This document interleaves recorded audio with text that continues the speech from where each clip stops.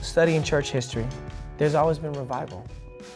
There's always been this thing where this rich change, growth, unleashing of just this new, fresh revival.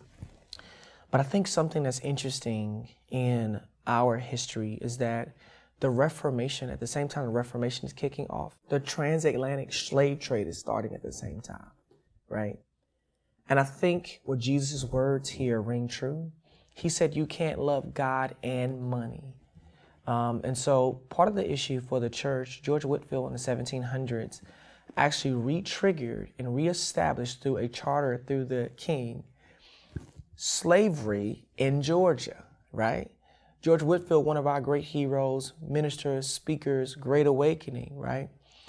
And his rationale was, as long as you treat them good, then it's okay, right?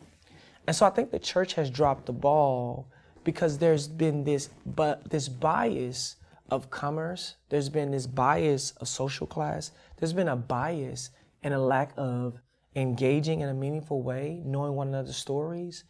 But it's left this residue within the church.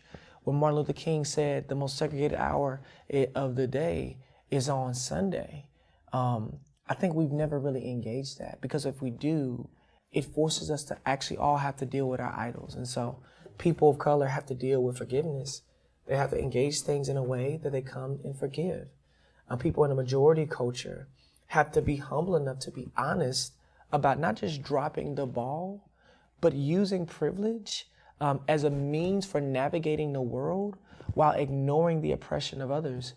And I think the more you do that as a church, though the society may have chattel slavery, though the society may be separate but unequal, though the society may have mass incarceration, the church can have diverse people working together in a unique way that does not look like the world. And so again, I think part of the reason why we have not is because it costs a lot. It costs a lot of truth, and it costs a lot of humility, and it costs a lot of skin in the game. And it's not something you can just engage and then not engage. It has to become a part of your regular life.